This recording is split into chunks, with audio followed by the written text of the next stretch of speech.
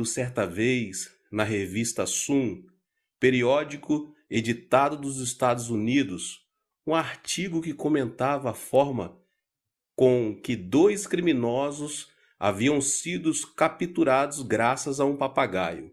Christie, o papagaio que mora em Richmond, foi o protagonista do episódio. De acordo com a revista Sun, tratava-se de um papagaio muito inteligente. Na verdade, quando um papagaio fala, não utiliza vocabulário próprio, no sentido estrito, ainda que um papagaio fale 5 ou 50 palavras. Não tem poder criativo em sua linguagem, porque ele se limita a imitar o som.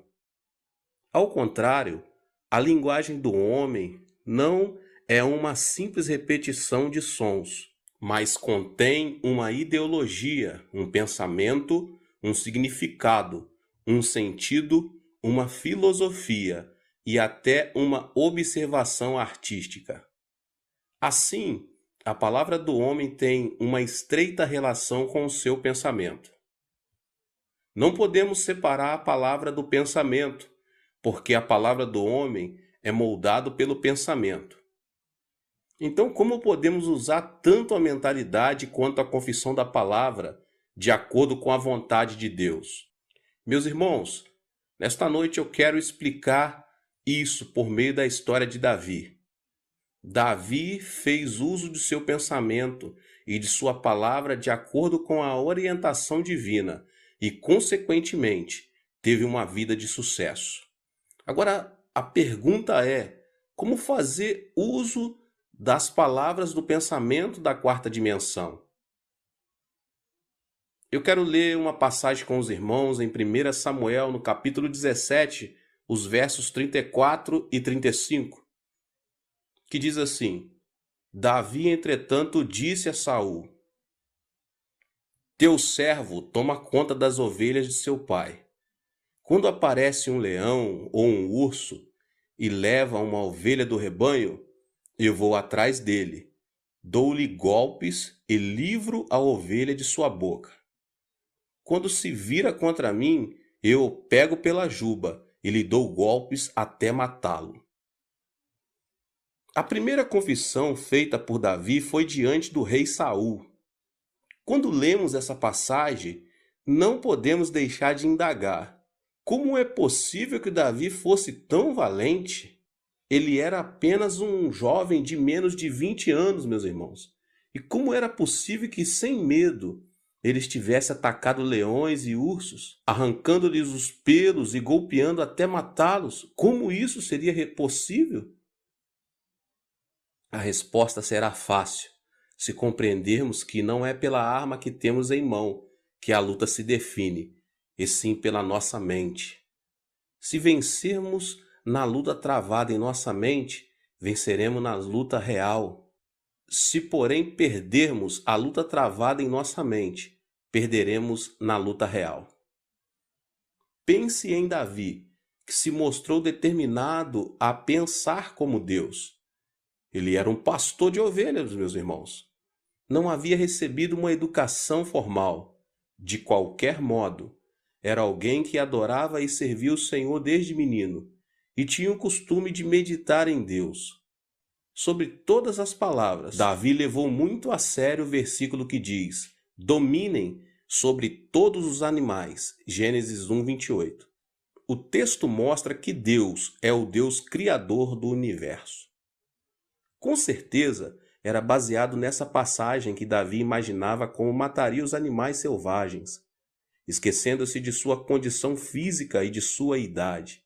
Em outras palavras, meus irmãos, ele empregava a técnica de disciplina mental. Assim, a imagem própria de Davi deixou de ser a de um jovem pastor de ovelhas e passou a ser de um guerreiro experimentado. É por isso que sempre que vinham leões e ursos para capturar suas ovelhas, Davi levantava-se e lutava contra eles até matá-los. A chave do sucesso de Davi foi que ele conquistou a vitória na luta travada em sua mente. É provável que, pela fé, ele pensasse: Quando Deus fez o homem, deu-lhe o poder de dominar a terra e tudo que nela existe. Portanto, eu tenho o poder de vencer esses animais ferozes. Davi já havia vencido os leões e os ursos em sua imaginação. Por isso podia atacar esses animais com coragem. Se Davi tivesse pensado, não posso, isso não vai acontecer, é impossível, e tivesse se deixado levar pela ansiedade e pelo temor, os animais selvagens não teriam fugido, e mais, eles o teriam devorado. No entanto, Davi já havia vencido a batalha na mente, e assim pôde vencer também na luta real. Da mesma forma, a vitória e o fracasso de nossa vida dependem de nossa atitude mental. Agora eu quero falar com os irmãos as palavras que promovem o pensamento da quarta dimensão. O texto está em 1 Samuel, capítulo 17, versos 46 e 47. Olha só o que Davi diz. Hoje mesmo o Senhor o entregará nas minhas mãos. Eu o matarei e cortarei a sua cabeça. Hoje mesmo darei os cadáveres do exército filisteu às aves dos céus e aos animais selvagens, e toda a terra saberá que há Deus em Israel. Todos os que estão aqui saberão que não é por espada ou por lança que o Senhor concede vitória, pois a batalha é do Senhor, e ele entregará todos vocês em nossas mãos. A segunda confissão foi feita por Davi diante de Golias. A confissão de fé demonstra quanto Davi era valente, a tal ponto que suas palavras parecem ser um golpe dado diretamente na face de Golias, antes mesmo de a luta começar. Quando Golias desafiou o exército de Israel e o rei Saul, maldizendo Deus, todos ficaram quietos e com um sentimento de fracasso e derrota. Entretanto, com ousadia, Davi afirmou: Eu vou lutar contra você. Matei leões e ursos ao cuidar do rebanho de meu pai. O mesmo vai acontecer com esse Golias. Que tal fazermos uma comparação objetiva entre Davi e Golias? Golias era um homem de quase 3 metros de altura e sua armadura de guerra pesava 60 quilos. Se sua armadura pesava tanto assim, podemos imaginar como aquele homem era grande. O povo de Israel estava atemorizado por ouvir a voz ameaçadora do gigante durante 40 dias no vale de Elá. Eles já estavam mentalmente vencidos na batalha contra Golias. Davi era diferente. Ele tinha apenas 17 anos de idade e não tinha praticamente nenhuma experiência de guerra. Além disso, não se comparava fisicamente a Golias. Aquela parecia uma batalha já definida. Entretanto, meus irmãos, Davi pensava de outra maneira. Como esse filisteu pagão e incircunciso atreve-se a desafiar o exército do Deus vivo e seu povo? Deus está conosco, por isso esse gigante não significa nada para nós. Não importa sua altura e seu peso. Davi não pensou em outra coisa a não ser na vitória que Deus lhe haveria de conceder, meus irmãos. Pela mente humana, via-se a advertência que seria inútil atacar Golias, mas Davi, que havia concebido a mente divina, pensava diferente. A mente de Deus fez que a imagem de Davi fosse completamente transformada, e ele se tornou um guerreiro de Deus. Ele já não era um jovem pastor de ovelhas que via com os olhos da terceira dimensão. A quarta dimensão da mente de Deus fizera que ele concebesse uma alta imagem diferente. Ele passou a ser um guerreiro de Deus, capaz de determinar a vitória e a derrota na batalha. Na esfera mental, Davi era um guerreiro mais forte que Golias e um homem de estrutura maior de que a daquele filisteu. Ele pensava como um gigante, portanto sua boca proclamava palavras de um gigante. As palavras da quarta dimensão que Davi proclamou acorrentaram todas as condições da terceira dimensão que prognosticavam a clara vitória de Golias sobre ele.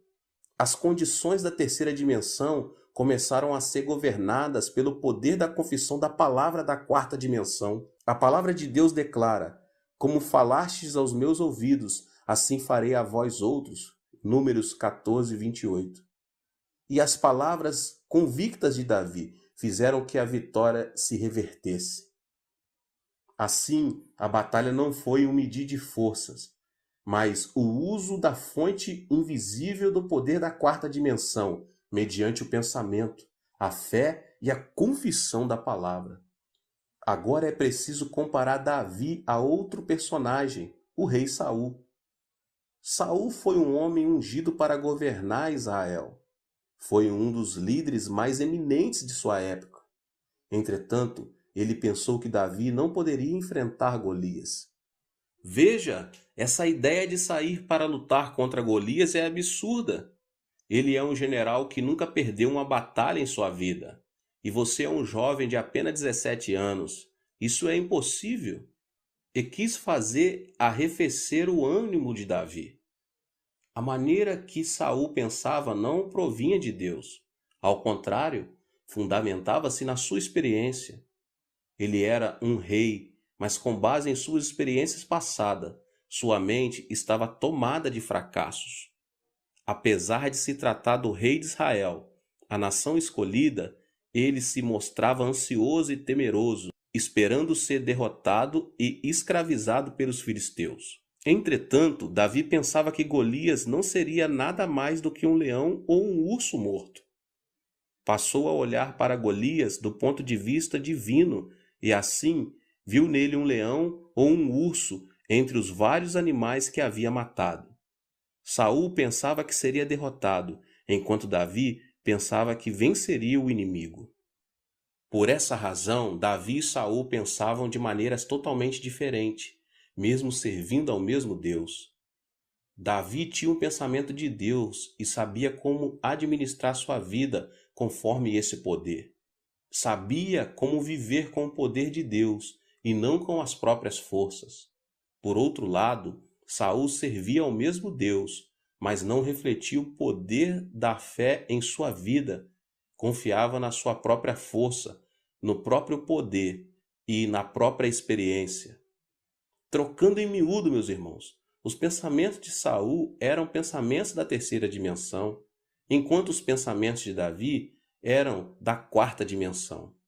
Se perdermos a batalha no campo da mente, também a perderemos no campo real. Assim é preciso primeiro assumir o controle dos pensamentos. Se perdermos na mente, perderemos na realidade. Em comparação a Saul e Golias, Davi estava numa situação de inferioridade. Ele se parecia com as pedras que havia escolhido para atirar, não tinha nenhum valor. No entanto, a razão por que Davi foi usado por Deus foi ele ter maior grandeza de pensamento.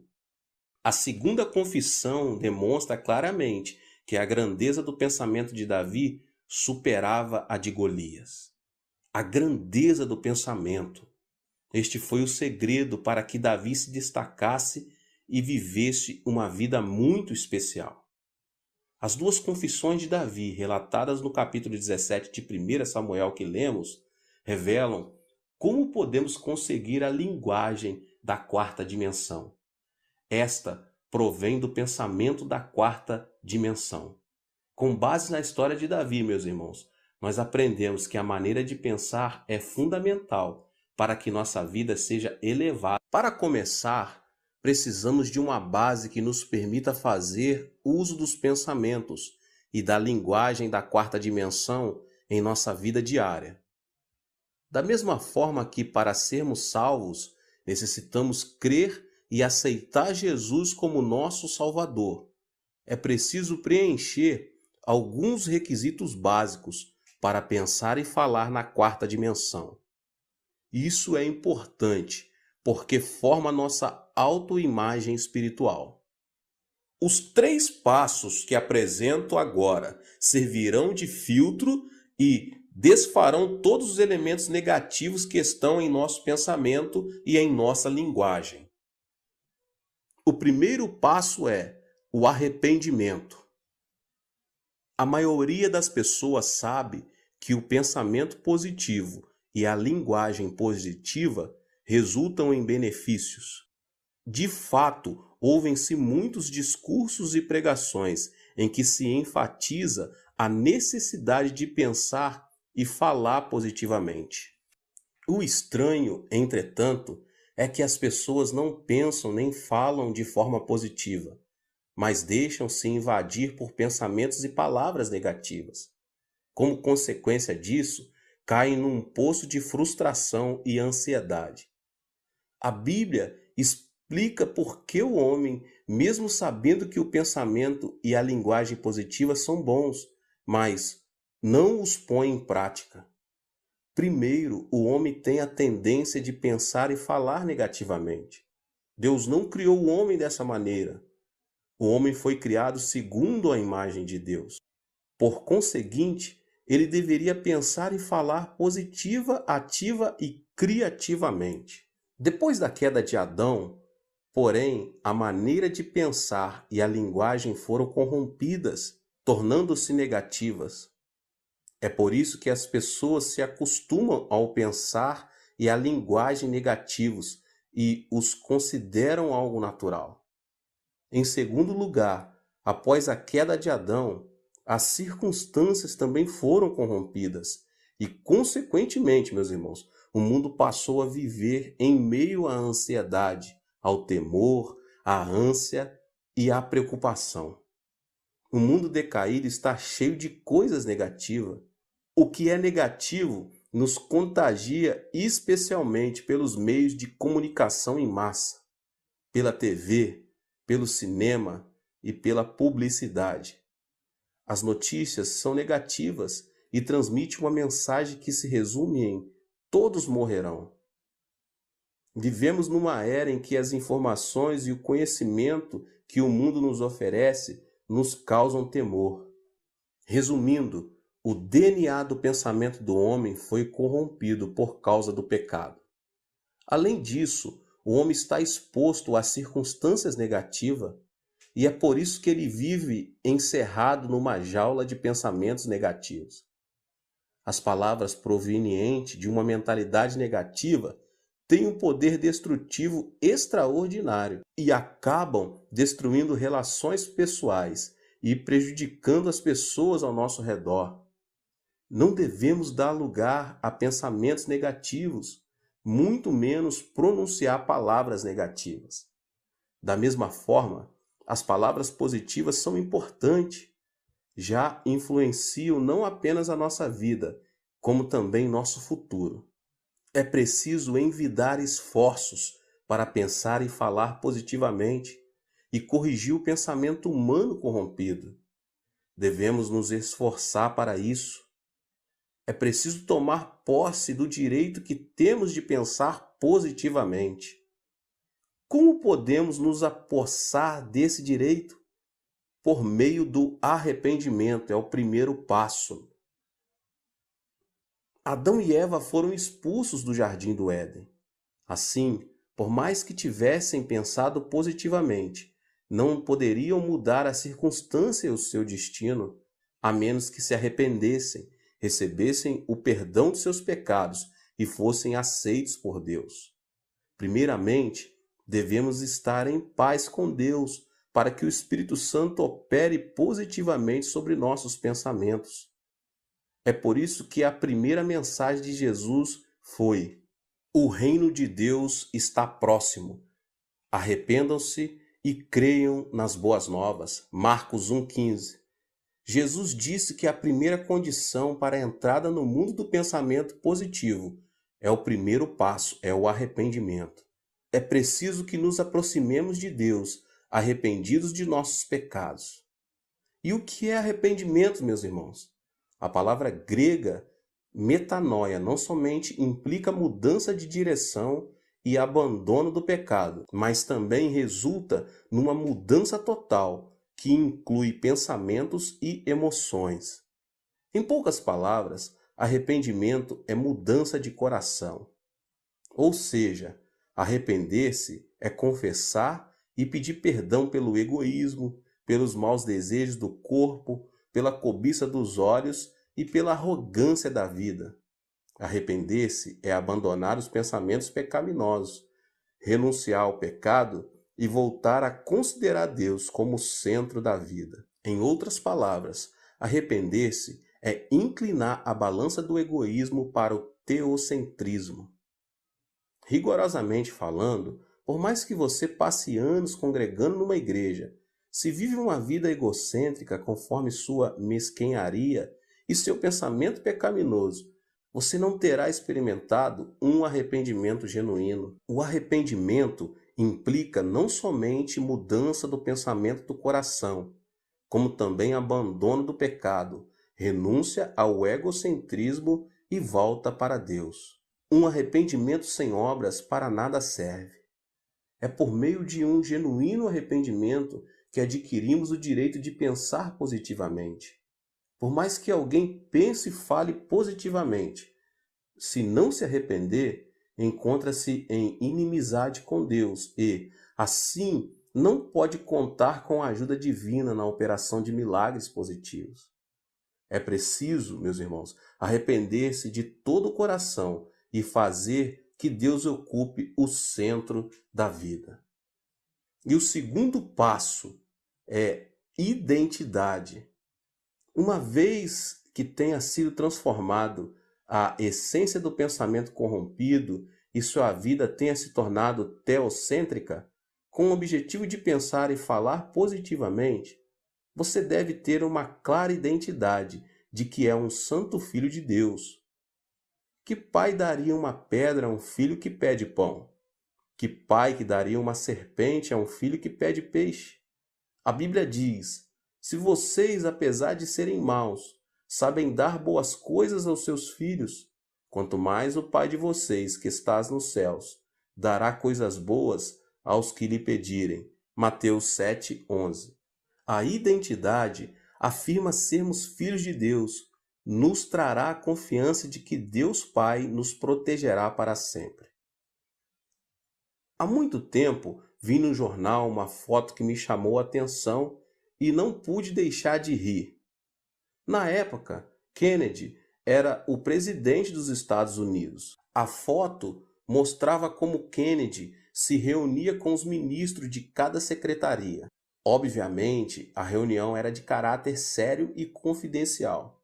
Além disso, os que ali estavam reunidos discutiam tema de caráter mundial, não de caráter nacional. No entanto, ao observar com mais atenção, notei que a câmera havia captado o momento em que o filho do presidente, John Jr., debaixo da mesa puxava as calças de seu pai. Se aquele menino fosse um estranho, com certeza teria sido demitido pelo pessoal da segurança.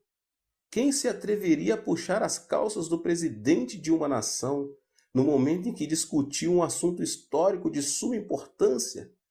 Entretanto, meus irmãos, John era o filho do presidente, razão porque ele pensava: haja o que houver, meu pai se agradará de mim. O mesmo acontece conosco. Todo aquele que recebe Jesus Cristo converte-se em um filho de Deus. A partir daí, como filho de Deus, podemos viver com ousadia e coragem neste mundo. Quando tivermos a certeza de que somos filhos, poderemos viver pensando que tudo nos sairá bem. Quem confessa que Deus, Senhor dos céus e da terra, é seu Pai, pode pensar positivamente, por saber que Ele proporcionará coisas boas para a sua vida. E o terceiro passo, a cruz de Cristo. Para viver positivamente, é preciso ter um fundamento justo. A vida cristã não consiste simplesmente em confessar, eu creio. Mesmo confessando a sua fé, os filhos devem ter alguma razão para recorrer a seus pais. Um pai não entrega $10 pelo fato de o filho pedir: Pai, me dê $10. Deve haver uma razão para que o pai satisfaça o pedido do filho. Se, porém, o filho lhe disser: Papai, o Senhor disse que me daria $10. Assim, estou esperando que cumpra sua promessa. Com certeza o pai não terá outra saída senão entregar o dinheiro ao filho. Precisamos nos apegar à redenção da cruz de Jesus Cristo, que é o nosso fundamento legal. Pelo fato de termos pecado, todos merecemos ser abandonados. Mesmo assim, podemos nos aproximar de Deus com intrepidez, porque Jesus Cristo pagou o preço do pecado na cruz do Calvário, quando ali seu corpo foi ferido. É por isso que podemos orar e crer de maneira positiva. Se o Senhor não tivesse pregado na cruz, não haveria razão para que Deus nos perdoasse, apesar de nossos pedidos de perdão. No entanto, temos garantido o fundamento por meio do qual podemos pedir o perdão de nossos pecados e assim pensar positivamente. Para pensar e falar na quarta dimensão, primeiramente, você deve se arrepender e deixar que Deus ocupe o centro da sua vida. Em segundo lugar, deve se apossar da identidade de filho de Deus. Por último, você deve confessar a Deus, firmando-se no fundamento que se encontra na redenção da cruz de Jesus Cristo. Quando você fizer dessas três condições a base do seu pensamento e da sua linguagem, estará preparado para poder tomar a atitude de viver a experiência. Como foi dito anteriormente a vocês, a atitude mental e a linguagem estão estreitamente ligadas uma à outra, de modo que, para se usar uma linguagem positiva, ativa e criativa, deve haver uma transformação na maneira de pensar, em busca de se alcançar o pensamento divino. Para transformar nosso pensamento e linguagem no pensamento e na linguagem de Deus, meus irmãos, devemos moldar nossa vida com a oração e a palavra de Deus, até chegarmos ao nível de proclamar a palavra rema da quarta dimensão. Por meio da oração, podemos semear em nosso coração o pensamento positivo. É necessário, porém, orar intensamente. Há quem argumente que a oração não consiste em quantidade, e sim em qualidade. Entretanto, isso não está correto. A oração permite que mantenhamos uma relação mais profunda e estreita com Deus. Alguns oram durante 15 ou 30 minutos, outros oram durante 1 hora. Há aqueles que dedicam mais de 1 hora diária à oração. Podemos fazer uma analogia entre o tempo que alguém dedica à oração e a visão que o profeta Ezequiel teve do rio no templo, em Ezequiel 47. Para os que oram durante 10 minutos por dia, a oração é como a água que chegou ao tornozelo do profeta. Como a graça do Espírito Santo na altura do tornozelo apenas, não se pode vencer o mundo pela fé. Para os que oram durante 30 minutos por dia, a oração é como a água que na visão chegou ao joelho do profeta. Em comparação com a água que chegou ao tornozelo, esse ponto é mais alto. Mesmo assim, meus irmãos, para aquele que se dedica a esse tempo de oração, é extremamente difícil alcançar o êxito na vida. Para os que oram durante 1 hora diariamente, a oração é como a água que chegou à cintura do profeta Ezequiel. Pode-se dizer que esses se encontram ligados ao poder de Deus. Contudo, os que oram mais de 1 hora diária nadam no rio da graça do Espírito Santo. Se você mergulha nesse rio, vive pelo poder do Espírito Santo. Assim, devemos orar, no mínimo, mais de 1 hora todos os dias. Obviamente, meus irmãos, Orar é como trabalhar arduamente, o que não é nada fácil. Além do mais, isso não só implica esforço físico, como também gera um ataque espiritual. O que o diabo mais odeia são as orações dos santos. Por isso ele tenta reduzir o tempo dedicado à oração, pondo diante deles as mais diversas desculpas. Só existe uma forma de enfrentar Satanás, meus irmãos: orar mais de 1 hora por dia. Determine e pratique. Ore pedindo que você vença o diabo pelo poder de Deus. Desse modo, você experimentará um mundo espiritual da quarta dimensão.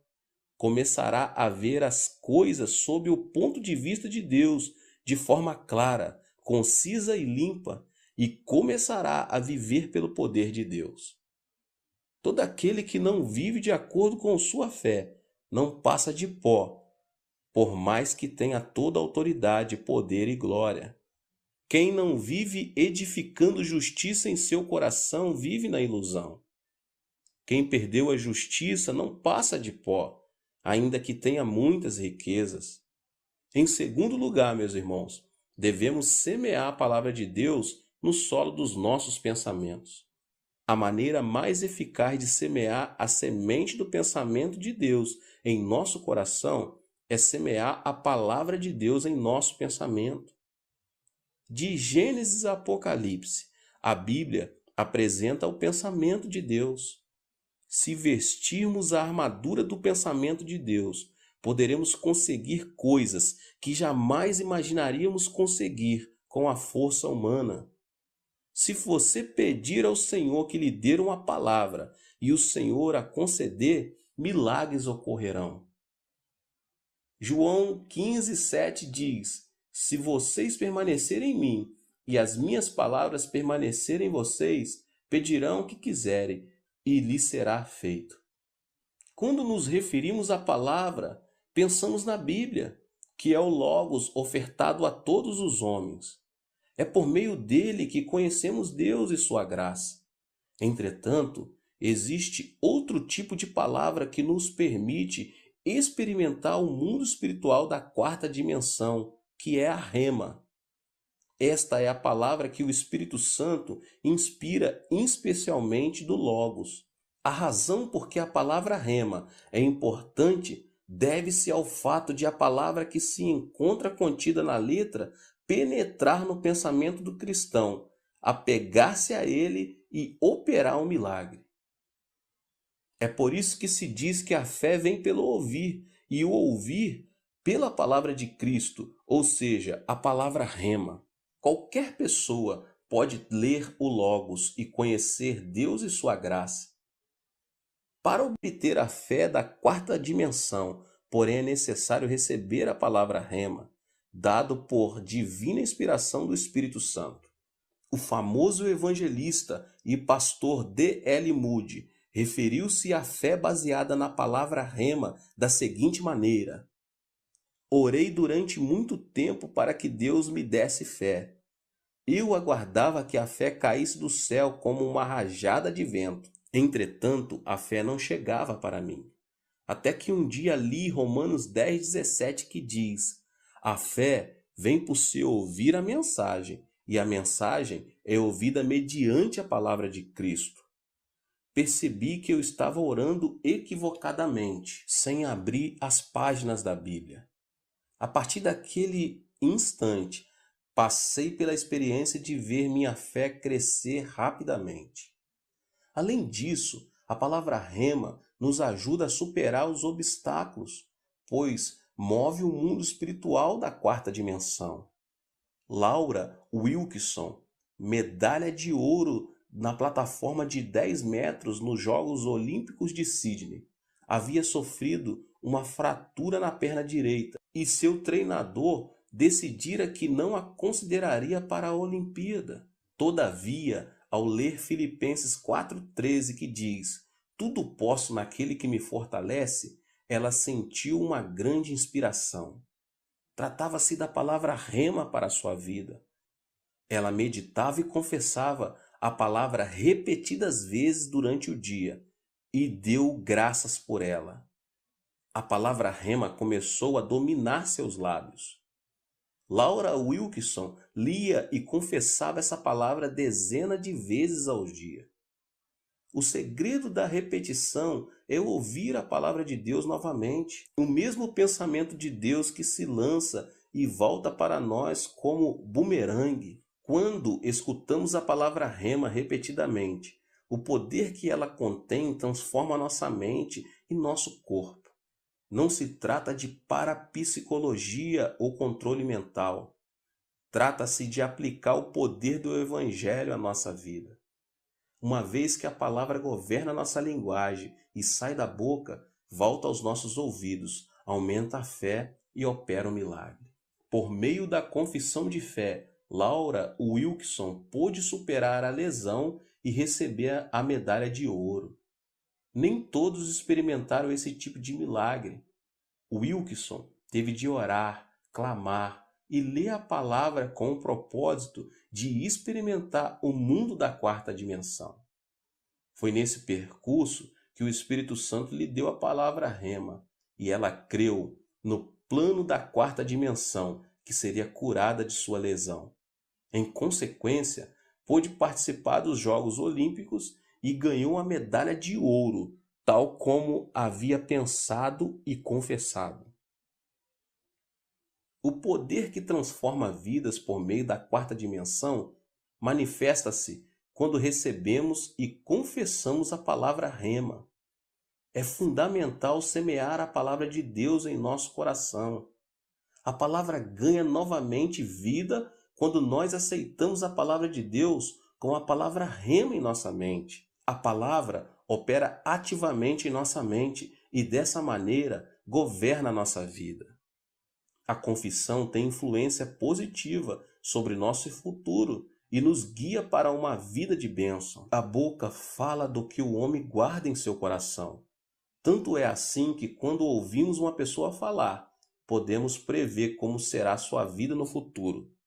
Isso se deve ao fato de a vida depender da maneira de pensar e de a boca ser o reflexo do que se guarda no coração.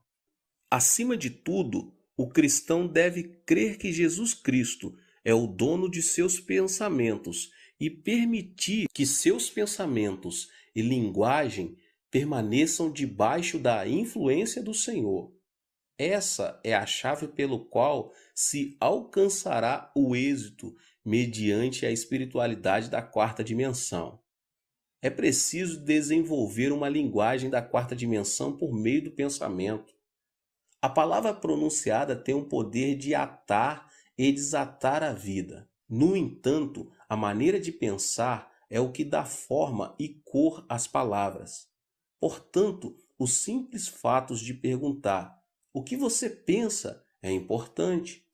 Os lábios falam do que a pessoa pensa, e o que se fala com os lábios muda o futuro da vida. Portanto, devemos submeter a forma de pensar com o objetivo de proclamar a linguagem da quarta dimensão.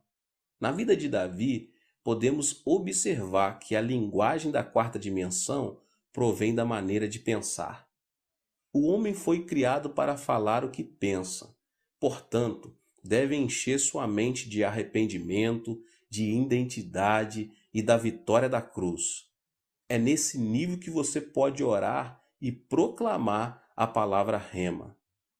Essa é a técnica pelo qual podemos desenvolver a linguagem da quarta dimensão, mediante